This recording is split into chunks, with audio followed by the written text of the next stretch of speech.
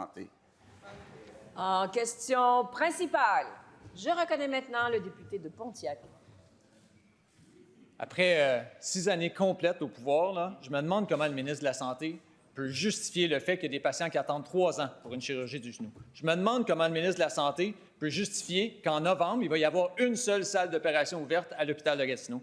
Je me demande comment le ministre de la Santé peut justifier que dans nos hôpitaux au Québec, il y a moins de salles d'opération ouvertes depuis qu'il est ministre. Je me demande comment le ministre peut justifier qu'on a exactement le même nombre de chirurgies qu'avant ces multiples plans de rattrapage. Je me demande comment le ministre de la Santé peut justifier que des patients attendent 8 mois avant de commencer des traitements de cancer. Je me demande comment le ministre de la Santé peut justifier qu'il y a 836 patients atteints de cancer qui attendent depuis 2 mois pour leur chirurgie, alors que lui-même nous dit qu'il ne devrait y en avoir aucun. Je me demande comment le ministre de la Santé il peut justifier le fait qu'il y a presque 1 million de Québécois qui attendent pour une consultation avec un spécialiste. Est-ce qu'il y a des explications à nous donner un matin ou est-ce qu'il va nous référer à Santé Québec? La réponse du ministre de la Santé. Discussion de bon niveau.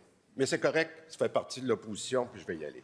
Madame la Présidente, je veux juste être clair pour que les Québécois nous entendent ce matin, en continuité avec ce que le président... Madame la Présidente. Monsieur le leader de l'opposition officielle, quelle est votre question de règlement? Qu'il retire bas niveau. J'ai l'impression entendu bas niveau, Madame la Présidente. Ce sont des propos blessants.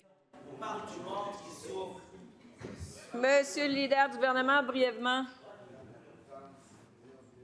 Que je partage également. L'opposition est capable de faire un meilleur travail avec une plus grande... Je suis debout. Merci. Je vais trancher. 1, je n'ai pas entendu. 2, soyez respectueux les uns avec les autres. Je veux entendre les explications du ministre. Il vous reste 1 minute et 3 secondes. Madame la Présidente, j'ai déjà eu beaucoup de respect pour le député de Pontiac, mais je reconnais maintenant que c'est chose du passé. Très bien. Alors, Madame la Présidente,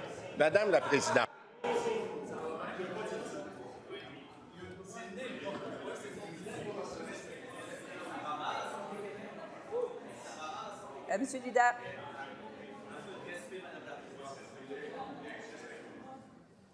Alors, le respect, ça commence par s'écouter les uns les autres. Les questions sont importantes, les réponses aussi, et vous devez demeurer silencieux. C'est dans votre règlement que j'applique. Monsieur le ministre, poursuivez. Alors, ceci étant dit, Madame la Présidente, je vais être très clair pour que les Québécois comprennent. Avec ce que le premier ministre vient de dire, il est très clair que la FMSQ, en ce moment, est en train de mettre la négociation dans le jeu. Et je vais m'expliquer pour que tous les Québécois comprennent aujourd'hui. La FMSQ avait demandé dans les derniers mois de s'assurer qu'on ait le nombre d'infirmières nécessaires pour ouvrir les blocs. C'est exactement ce qu'on a obtenu. Il y a un fonds qui a été mis, 400 millions, par l'argent de l'IPAM pour être disponible. Moi, ce que j'entends depuis quelques jours, malgré le règlement de l'IPAM qui prévoit 400 millions pour les infirmières maintenant que l'entente est signée avec la FIC, bien là, peut-être que la FMSQ, puis je veux juste être certain que ce n'est pas ça qu'ils disent, mais hier, on m'a appelé pour me dire que peut-être le 400 millions, il ne serait pas disponible jusqu'à temps que la négociation soit terminée. Première complémentaire. Voici la réalité que vivent des femmes au Québec. Là. Il y en a plus que jamais qui attendent pour leur chirurgie du cancer du sein. Dans certaines régions, ces femmes-là, elles ont attendu 1 an pour passer une mammographie. Dans ces mêmes régions-là, elles se butent à des salles d'opération dans les hôpitaux publics qui sont fermées et qui empêchent qu'elles aient leur chirurgie. Ces femmes-là, là, elles souffrent, elles sont inquiètes et elles n'ont pas les moyens de se payer les échecs du ministre de la Santé. La réponse du ministre. Madame la Présidente, je vais avoir beaucoup d'empathie pour tous les cas qui vont m'être présentés comme c'est depuis la pandémie. Toujours. Par contre, chacun doit prendre ses responsabilités.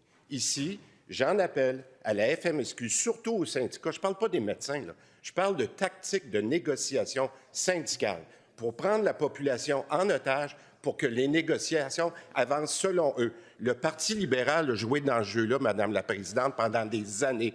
On ne fera pas ça, nous. Nous, ce qu'il faut, c'est protéger les patients, puis on n'acceptera pas que les négociations soient faites de la façon dont les libéraux l'ont fait pendant des années. Pas de bravo, vous connaissez la règle. 2e complémentaire. Ça, c'est un objectif partagé, que tout le monde prenne sa responsabilité, incluant le ministre de la Santé. La responsabilité ministérielle, c'est la sienne. Alors, quand il y a des patients là, qui doivent retourner en chimio après leur opération parce que le cancer a progressé pendant qu'ils attendaient sur des listes d'attente, c'est sa responsabilité. Quand il y a des patients atteints du cancer du côlon qui doivent aller aux urgences pour des occlusions parce qu'ils attendent depuis tellement longtemps leur chirurgie, c'est sa responsabilité. Est-ce qu'il peut la prendre, sa responsabilité? La réponse du ministre. La présidente, je pense que mes responsabilités à la santé, je les ai prises depuis plusieurs années. Et il y a une chose qui est très claire, Madame la présidente, on fait plus de chirurgie en ce moment qu'on en faisait à la même époque l'an dernier et l'autre année. Les statistiques sont claires. Notre enjeu, c'est le nombre de salles d'opération et c'est pour ça qu'on est content d'avoir réglé avec la FIC, mais il faut que la FMSQ suive. Et la FMSQ, il y a un bloc de 400 millions qui est disponible. J'ai très hâte d'entendre le docteur Oliva de clarifier aux Québécois que cet argent est disponible maintenant pour qu'on puisse ouvrir les blocs opératoires. J'ai très hâte de l'entendre, d'éviter la confusion qui s'est communiquée sur les marchés au cours des derniers jours. Merci, Madame la présidente.